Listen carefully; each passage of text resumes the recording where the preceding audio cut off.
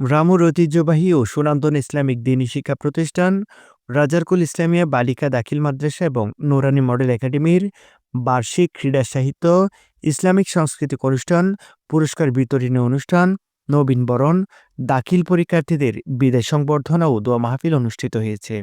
উঠেছি সবকিছু নিয়ে। রবিবার সকাল 10টায় রামুর রাজারকুল ফরেস্ট অফিস সংলগ্ন মাদ্রাসা মাঠে এই অনুষ্ঠান অনুষ্ঠিত হয়। রাজারকুল ইসলামিয়া বালিকা দাখিল মাদ্রাসার প্রতিষ্ঠাতা আলহাজ আহমদ হোসেনের সভাপতিত্বে প্রধান অতিথি হিসেবে উপস্থিত ছিলেন রাজারকুল ইউনিয়ন পরিষদের চেয়ারম্যান মুফিজুর রহমান মুফিজ।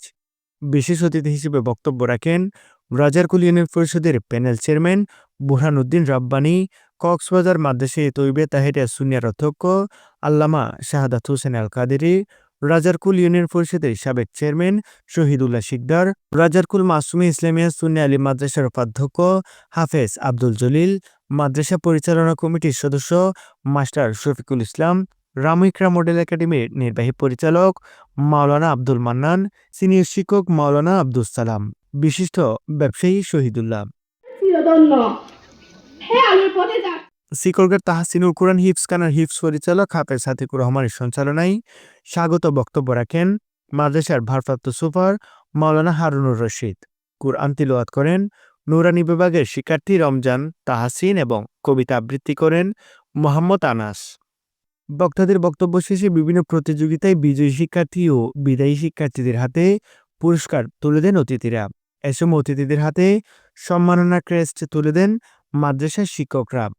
অতিথিরা তাদের বক্তব্যে বলেন, রাজারকুলের পিছিয়ে পড়া নারীদের শিক্ষার আলো দিতে 2001 সালে মাদ্রাসাটি প্রতিষ্ঠা করেন আলহাজ আহমদ হোসেন। প্রতিষ্ঠার পর থেকে এটি সুনামের সাথে পরিচালিত হয়ে আসছে।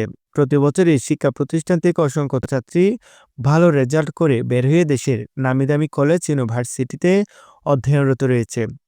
এই সময় অতিথিরা বিদেশি শিক্ষার্থীদের উদ্দেশ্যে বলেন, দাখিল পরীক্ষা আসতে আর যে কটা দিন বাকি রয়েছে এর মধ্যে ভালো করে প্রস্তুতি নিতে হবে, তবে পরীক্ষায় ভালো রেজাল্ট করতে পারবে। এই সময় বক্তারা সুশিক্ষিত ও সুনাগরিক হওয়ার তাগিদ দেন। বক্তাদের বক্তব্য শেষে দোয়া মোনাজাতের মাধ্যমে অনুষ্ঠানের সমাপ্তি হয়।